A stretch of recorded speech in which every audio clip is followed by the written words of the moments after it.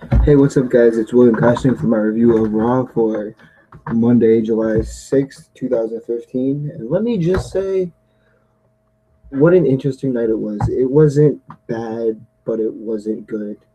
It was decent and brought me back to my childhood a little bit. So let me get started with the usual and we'll get talking about it.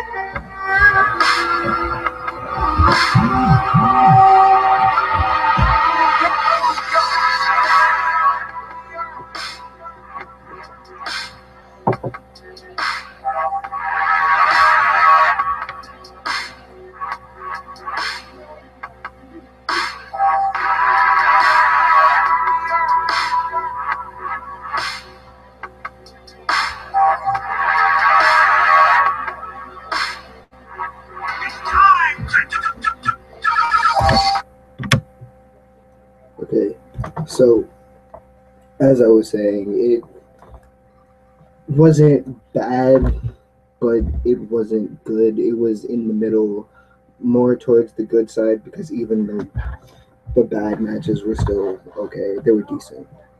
So, um, first off, let me just get this out of the way because I have to apologize. The Monday reviews aren't dead. I just have been busy because it's summer. I am a transitioning high school student from high school to college now.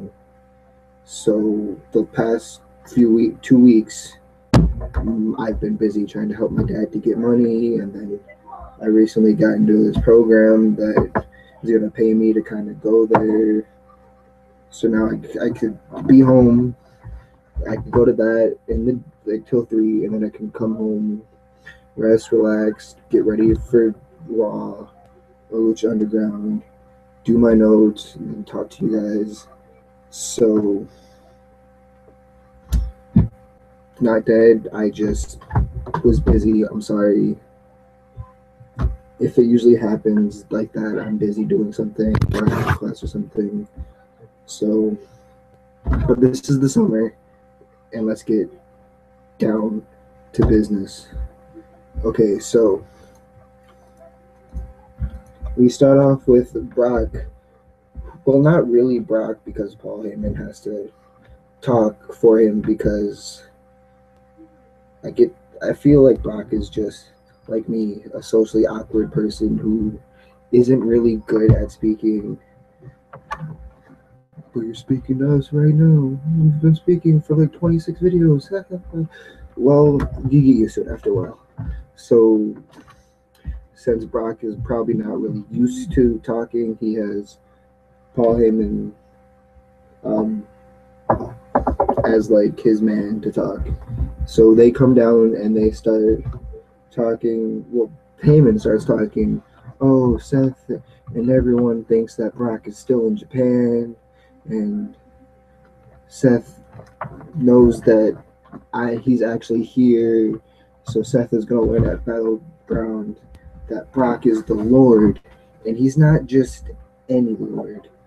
He is a God. He wants. He's not. He's not the God of love. He's not the God of. What was the other thing to say? He went down the list of gods and narrowed it down to he is the god of violent revenge. Yeah, you can pretty much say that. He is, I don't know what to say. Not quite the god of war because it's not really a war you're going into with Brock. It's more of a, well, you kick me, and like Saturday when he fought Kofi and was like, well, if you're kicking me,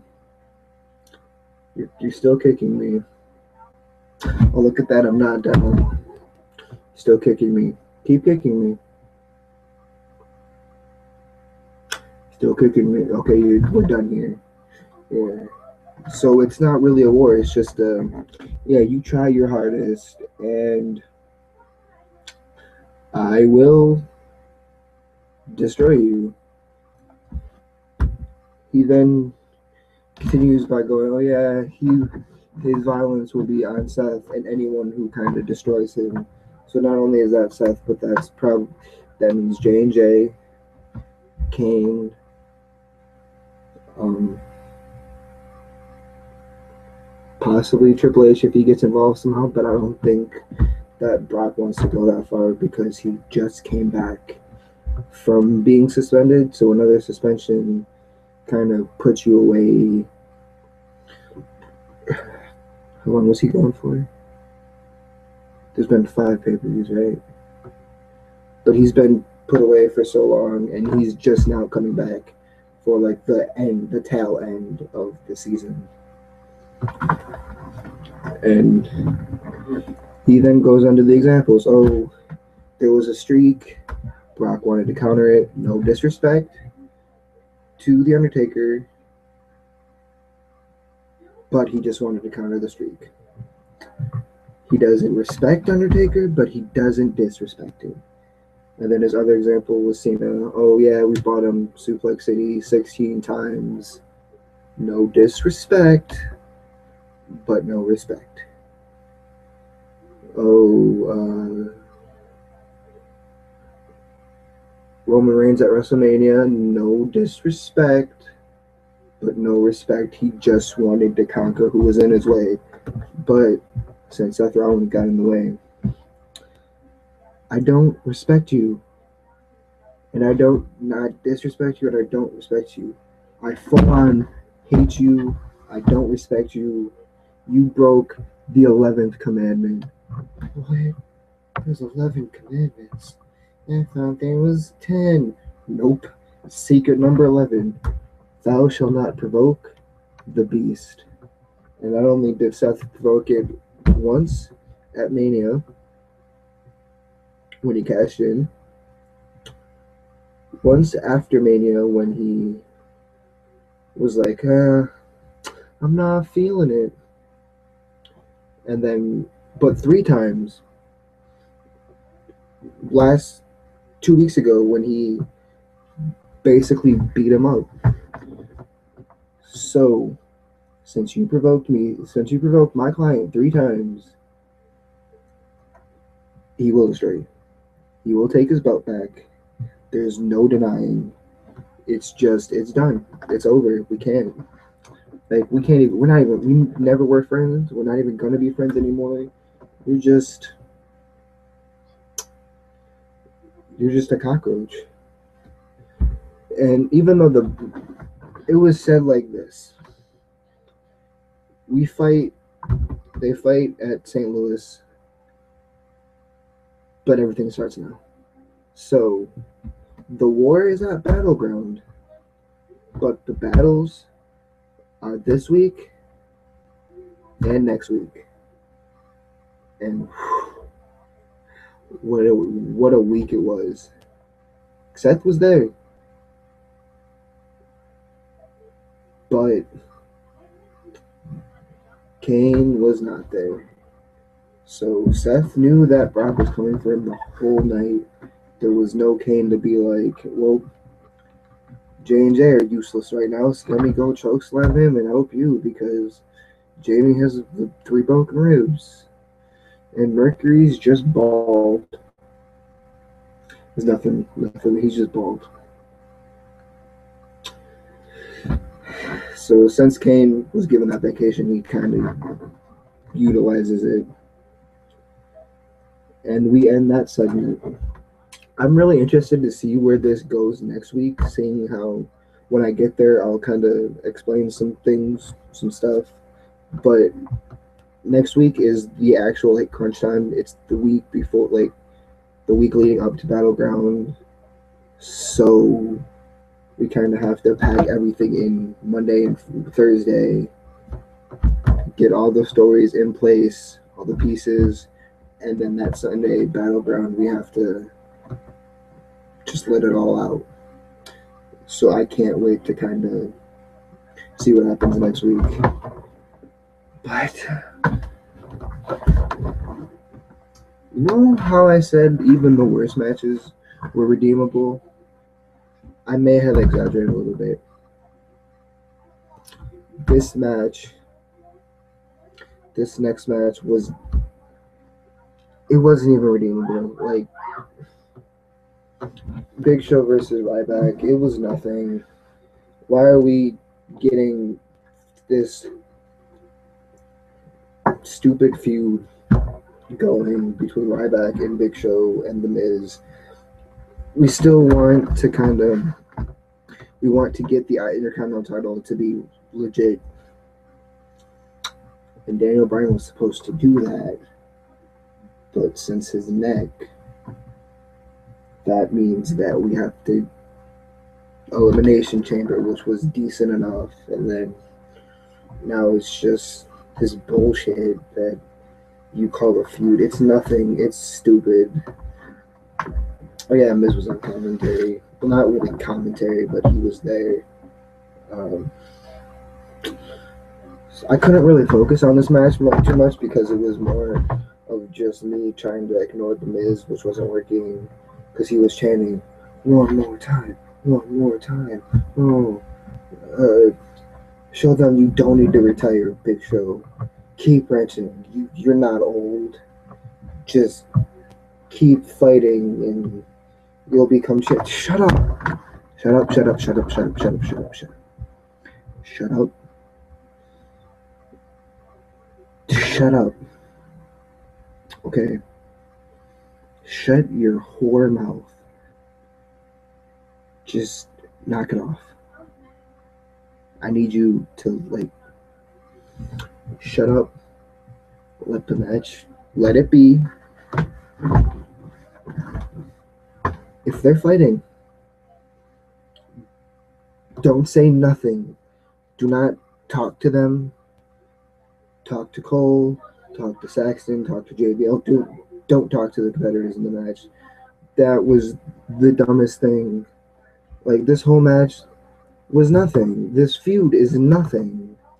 You can't make something legit like this. Oh, you interrupted my match, so now it's a triple threat feud because I'm a movie star. And since I'm in Hollywood, I get everything my way because that's what the big screen gets. Shut up. Shut up, shut up, shut up, shut up. No one cares about your relevant ass. Go do something.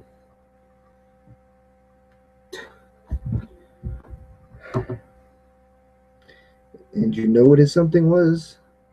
Of course, interference. Not to one of them, but to both of them. So this ended in a draw. It's been a while. But it ended in a draw. I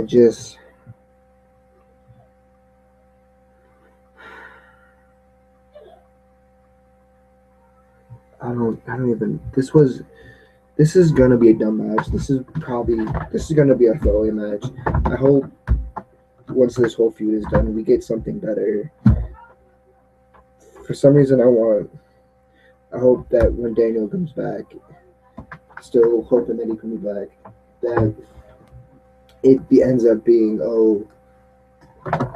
go from Big Show and Sheamus, not Big Show and Sheamus, Big Show and Ryback and The Miz, to The Miz and, not The Miz, to Ryback and Daniel, because Daniel can bring the legitimacy back to this belt. Even though he's probably going to lose, he can still make this better.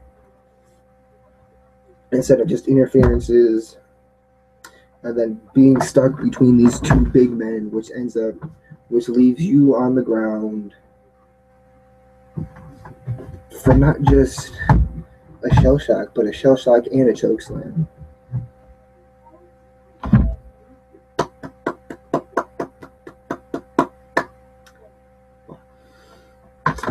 And not only were you the only one on the ground, but so was the Big Show, because That's what we do. Oh, we're friends for this 5 seconds, but you have to get a meetup because we're still enemies. Nothing personal. I need to look strong. Just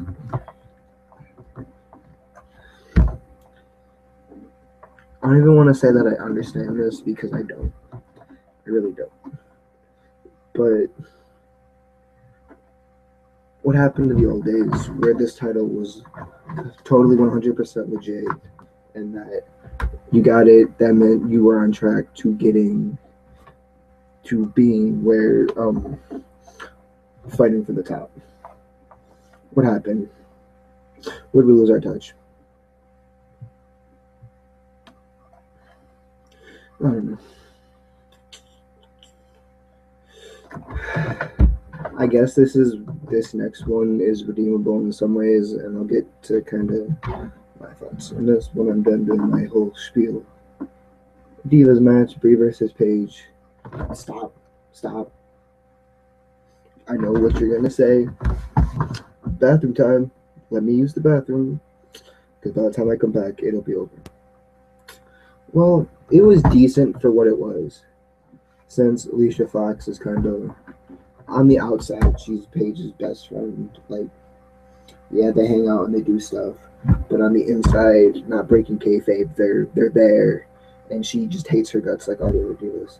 Well, the fact that kind of that leaves the divas kind of split. Oh yeah, are we gonna stay neutral? Are we gonna attempt to join Paige, or are we going to attempt like are we gonna with the Bellas and pretty much best friend Alicia Fox over there, not breaking kayfabe, joined the Bellas and doing their things. That's good. That's fine. Keep it like that. Tamina and Naomi right in the middle. That's cool. That's fine. The other divas scattered behind. That's fine. That is 100% cool. Keep that because I'm not in the middle and I'm not on the Bellas team. I'm obviously Team Paige. Paige is Bay. Paige will always be Bay. Team Paige.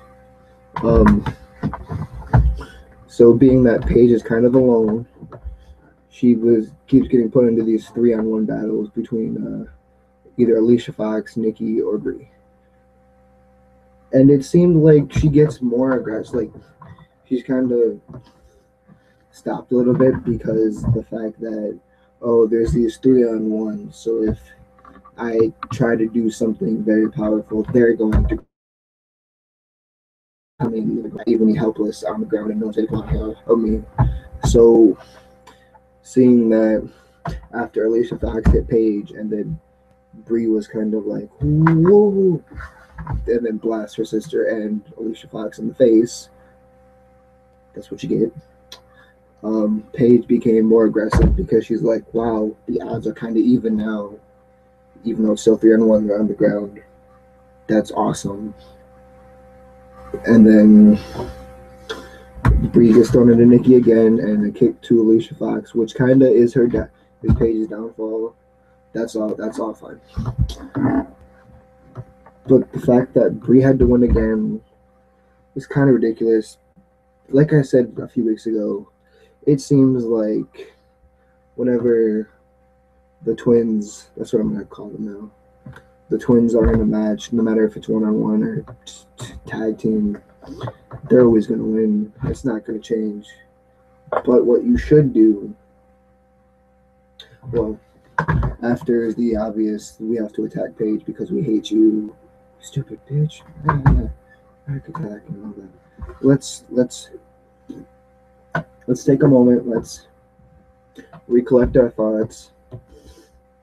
Obviously, Paige was well loved in NXT because she was a champion there, and then she came and was a champion here. So why don't we bring up some friends? Maybe bring up like Bayley and Becky, Charlotte. Um, I guess Sasha should come up and what's that uncle? No, keep Becky. So Becky, Bailey, Sasha, and Charlotte should all come up. Team with like Team Paige, and then maybe at like Survivor Series have like a Divas like Team Paige versus Team Nikki, Team Bellas, and then like when all that's all settled, kind of like maybe Mania have Paige versus Nikki, or like one of the divas from Team Paige face Nikki for the title and have her lose it. Yes, making her reach her 300 days. Whoop de fucking do. Having her be the highest, the longest running diva. I don't care. Just slight suggestion. I hope that booking made sense. But like Sasha, Becky, Bailey, and Charlotte, bring them up with Paige, and then have Nikki, so Paige, Sasha, Becky, Bailey, Charlotte, Nikki, Alicia Fox, 3. I guess let Naomi and Tamina join Team Bella, so then it's 5-on-5. I can't. All the other divas are busy.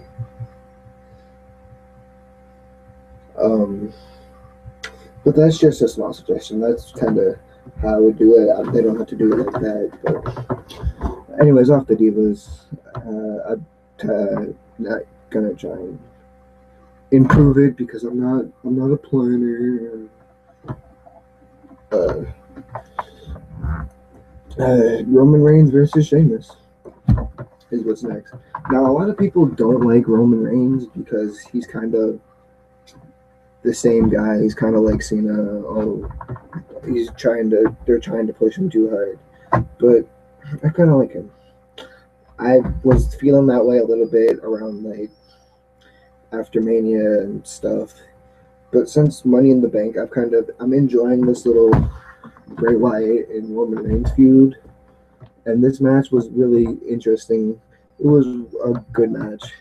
The fact that Sheamus was in control, and then like the momentum kept shifting between them, so you couldn't be in control for long because Sheamus was in control for long, and then Roman wasn't. It's kind of back and forth.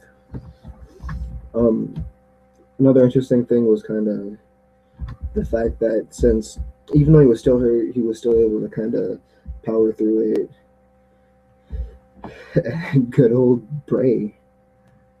Bray's theme comes down, and you see the fireflies, that like pretty much the phones, and yeah.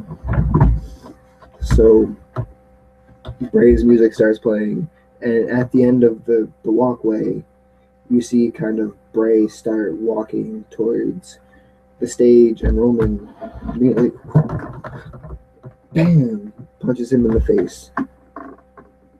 Welp. Thanks for playing. You win nothing. You probably the equivalent of shooting a civilian. I shouldn't make that analogy, but it wasn't right. I like this. I like the fact that Bray is kind of doing what he's doing now. He's kind of like, oh, the next Undertaker.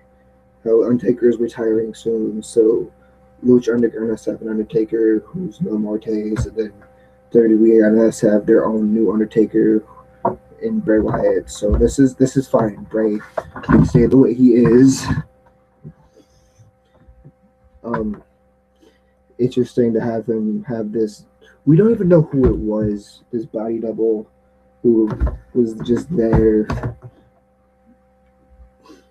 It's probably someone random. Probably someone from Tough Enough. I don't even know. And since the little mind games happened, Sheamus won by count out, which I don't entirely get. I wasn't keeping count, and it doesn't seem like the ref was either because the fireflies went up. I know he probably was, but it was unexpected, and that was maybe a 6 count. He could have made it back, but Sheamus won by count out. But Sheamus didn't really win. What do I mean by that? Well, Randy's back. Congratulations, Randy. I heard that you are now engaged to your girlfriend. That's why you took the time off. Cool beans.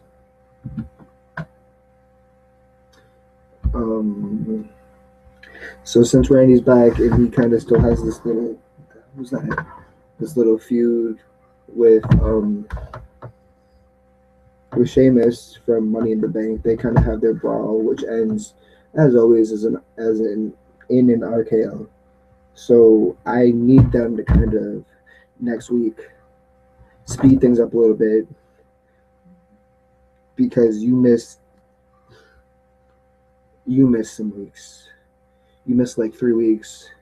It's not enough time between you taking you after Money in the Bank and then you taking your time off. It's not enough time to tell a story.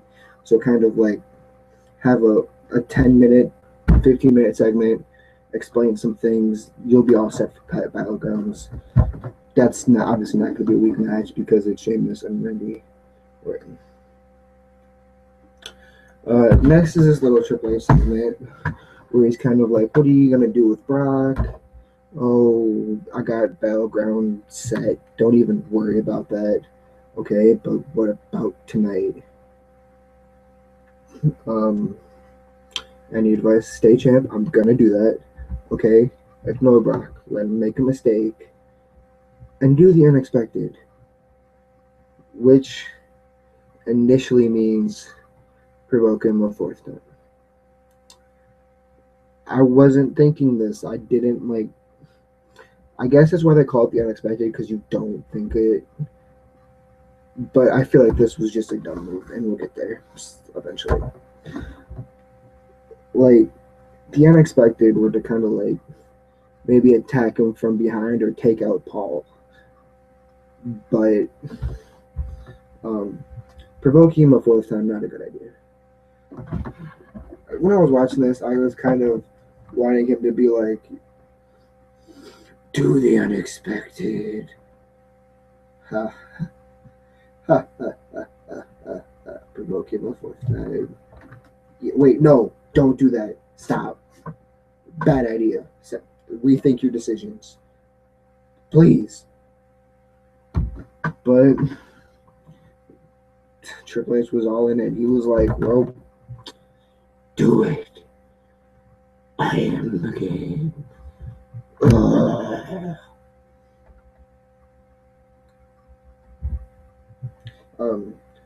So he was all behind the fact that, yeah, provoke him that fourth time. Go ahead, do it. Doesn't matter. You ain't got like because the hood gonna love it.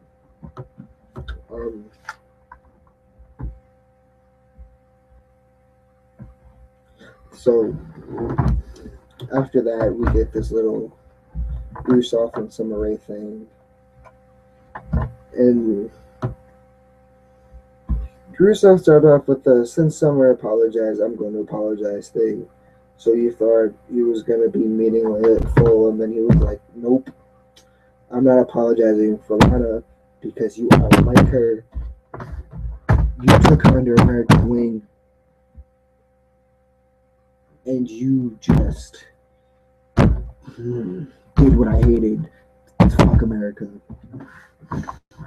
And stupid Summer Rae. Her whole premise was just show this man respect. He's just misunderstood. He's not misunderstood. You're just stupid. You're hot, but you're stupid.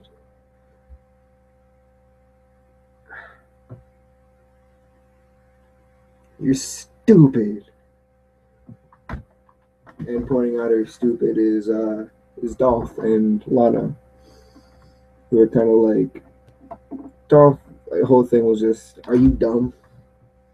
For real, like your chick's dumb. He didn't say that, but this is what I heard tonight. Your chick's dumb. Are you dumb? Because you be looking dumb.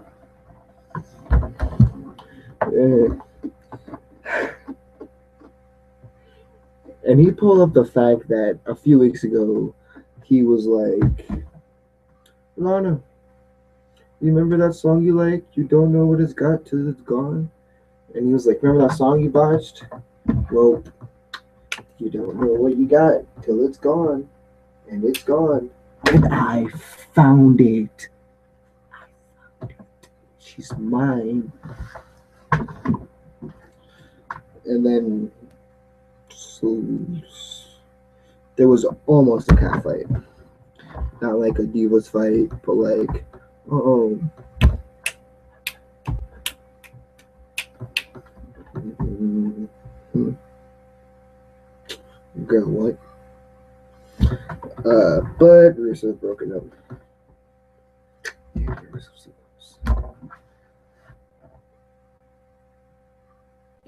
But then you beat up Dolph with a crutch.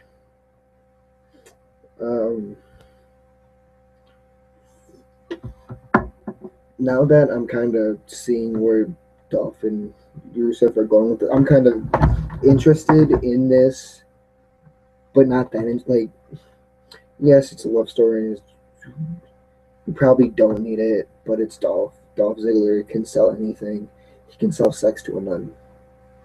He can sell crack cocaine to a nun. He can sell anything. So these are obviously going to be good matches. But Rusev beat him up, super kick to Dolph with the cast on, and then he took the cast off. So he's better now. Is he gonna fight next week, or are we gonna get a match at Battlegrounds? I don't think they'd save this for Battlegrounds because it's a little bit too late.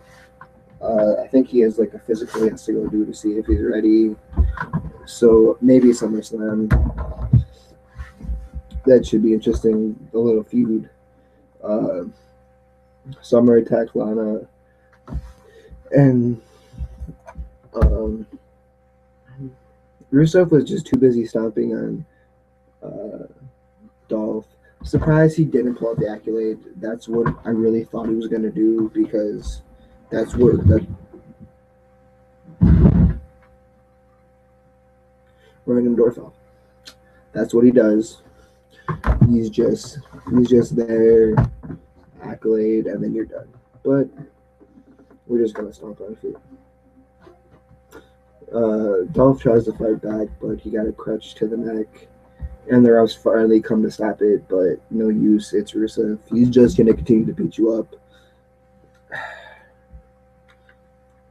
It's like getting to do a fight with a lion. You're not going to win. You're going to end up hurting.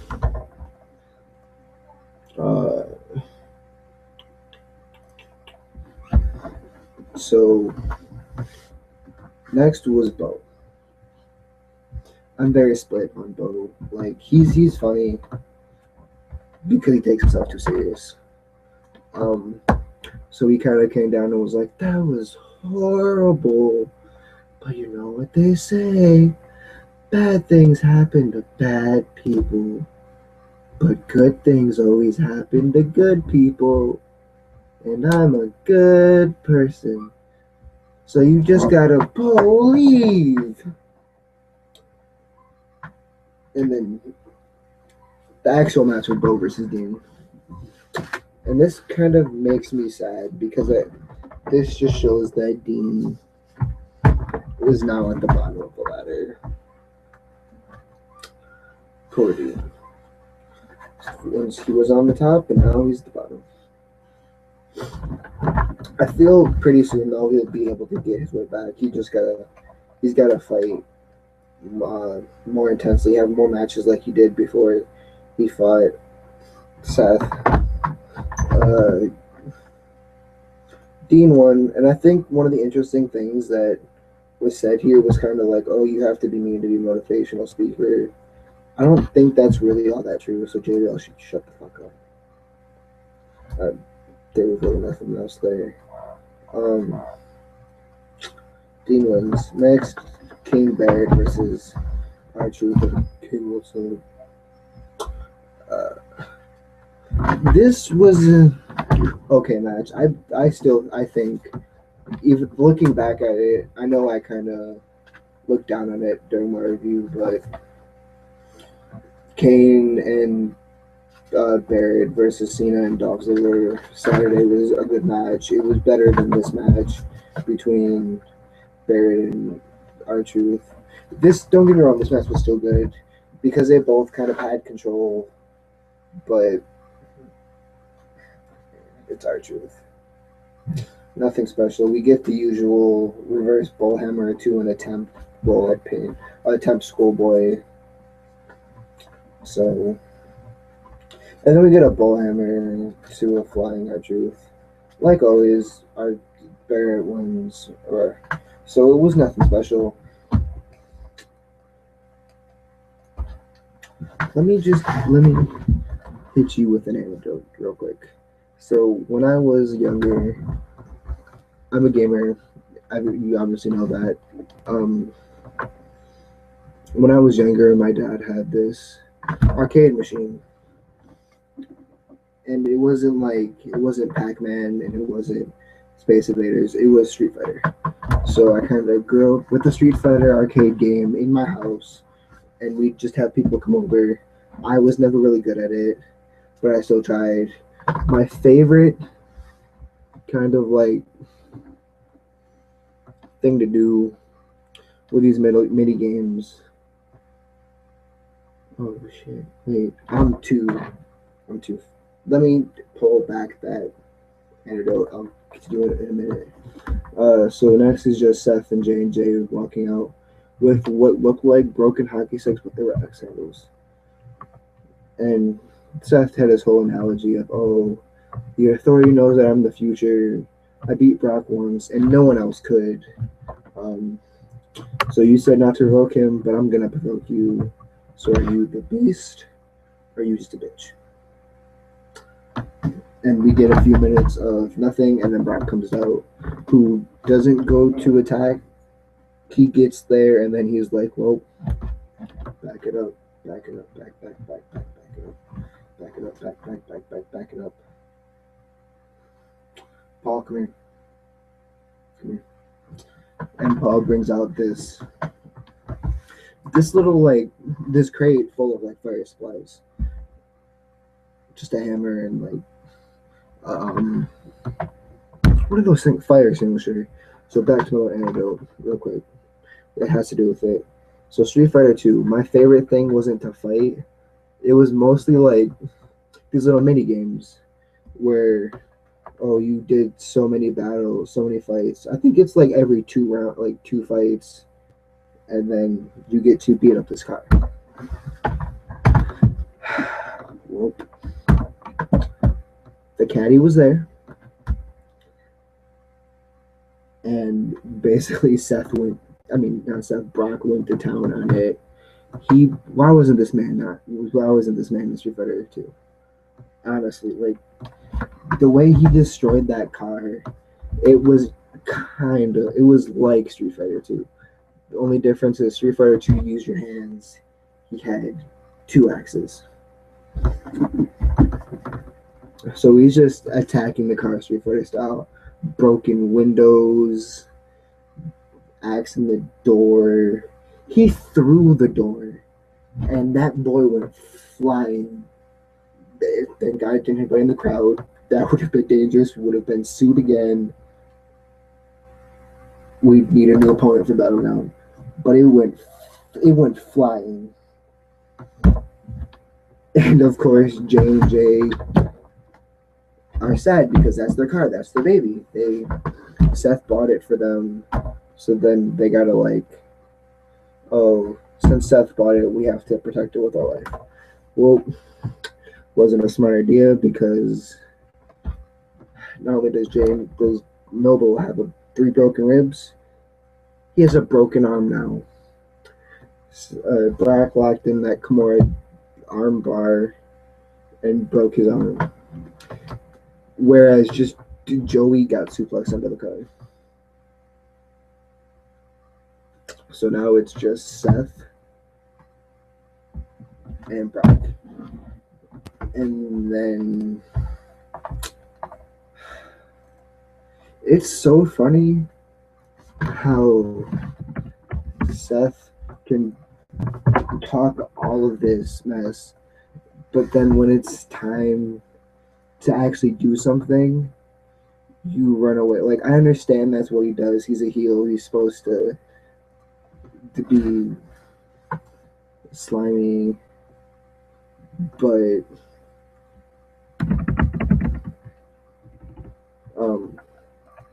okay. But you can't just talk a good mess and then run away. It's not worth it. But Brock starts running towards the ring, and as soon as he hits the ring, as soon as he jumps up, Seth's like, "This was a bad idea," and that boy, he ran out through the crowd. He gone. He didn't come back. He was just gone. So all that's left is now Brock holding the title. I have strong beliefs that he's going to win somehow. So after that, it was Lucha Dragons versus the New Day with the primetime players on commentary.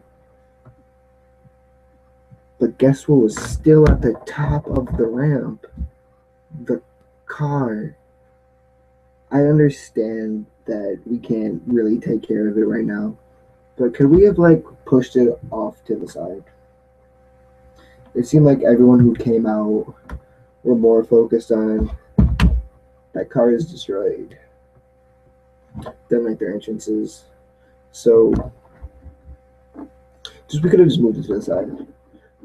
Like I said, Lucha Dragons versus New Day with primetime players on the commentary. Typical match. One team's dominating, the other team not so much, and the other team somehow gets the win. I think what was kind of funny about this was this became kind of a pissing match between JBL and Titus. Titus was like, "Oh, I got all of these things. What do you have?" "Oh, well, I'm doing your job better than you." Yada yada yada. And whatever. New Day wins. Battleground. Obviously, New Day is. I'm not New Day. New Day and Primetime Players have a match. So, and now for what I think is the best match of the night, the John Cena Open Challenge. And I find it funny how we ended this way, because usually it's like, oh yeah, Authority, match, John Cena, match, Authority, and then we end the show. But tonight it was kind of like the Open Challenge was last. And what a main event it was. So, you know, the spiel, John Cena has to come down and make some stupid like monologue. "Oh, you guys are upset because Owens lost. Congratulations, Finn. So let me just say the champ is here. Chicago's the place to be. I'm the person to be. So who's gonna be?" And before he even finishes it, Owens comes down, and the first thing I noticed, he no longer has the banner. It no longer is yellow and it doesn't say NXT. It is full on white and it says Owens. He's no longer a part of NXT. He is now officially main roster. I might be wrong, but that's what it looked like to me. There was no banner that said NXT, it just said Owens. Congratulations, you made it. You didn't have to wait long. You're gonna do great things. So Owens came down and was like, "Shut up! Stop talking. You, you are the worst part of this show. You are so stupid. I hate you. Not only do I want, not only do I want it now, but I need it. So you can shut up."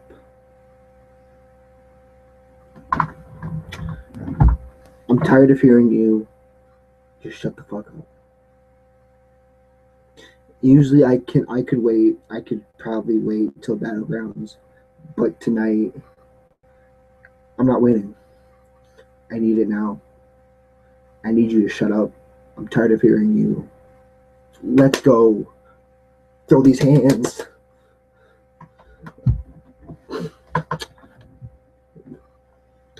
Cesaro came down. It was like, no. See, I don't want to hear you whine about the title because you're just mad that last week I almost did what you couldn't do. I almost made the man who doesn't give up give up. So me, Cesaro, deserve this match more than you do.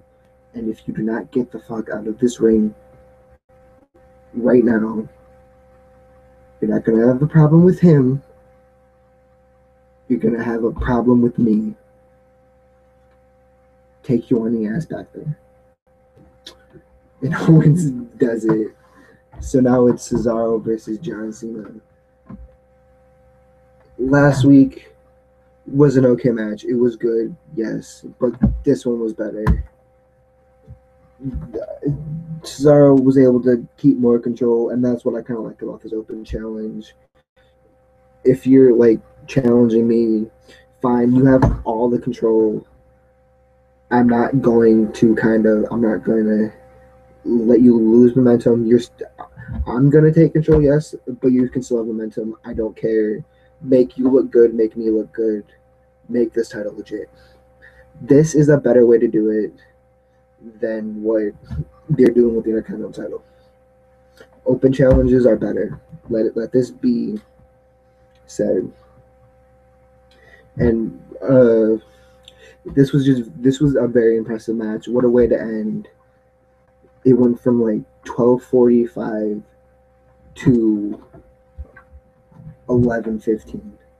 Let me do the math there real quick.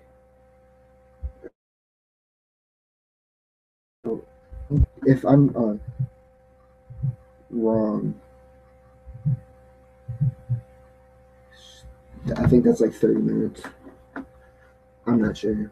It was a really long match, but it was what a way to end it. It was better than last week.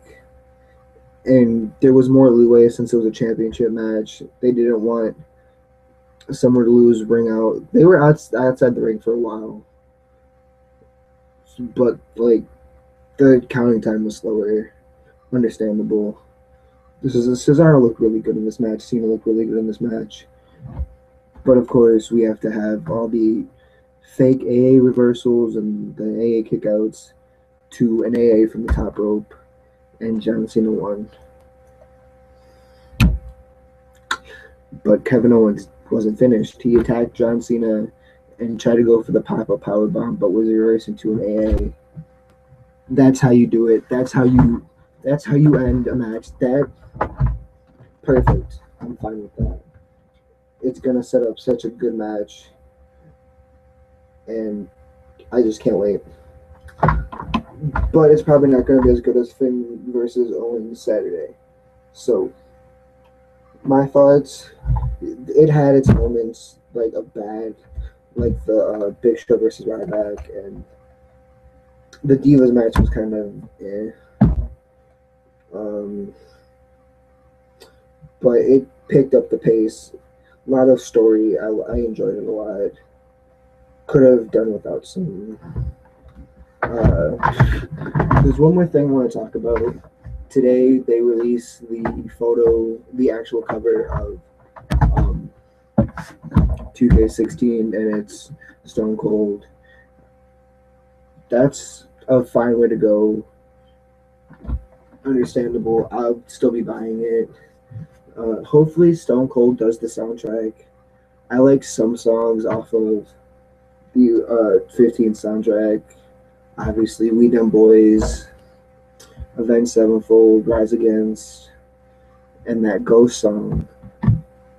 But I couldn't tolerate the other songs after a while. I still play 15 because I'm trying to do stuff on there, trying to get some trophies. But I tolerate it. But with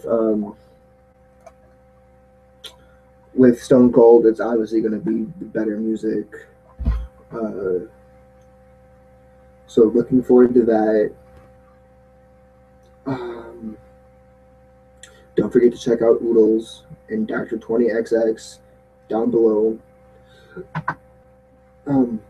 Wednesday, Lucha Underground review. Next Monday, Raw review. Getting back in the flow. I'm sorry I took those 2 weeks off. I will try not to happen again. My thoughts videos aren't getting that much views, but I'm still going to do it because I don't want this to only just be me talking about wrestling. I have other interests. Like I said before, my controller is plugged in, so pretty soon I'll be doing stuff with that. Only thing is I have to fix a few things. I might do like one thing in Minecraft, but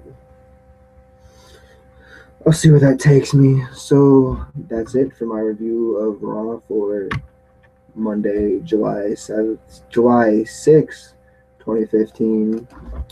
And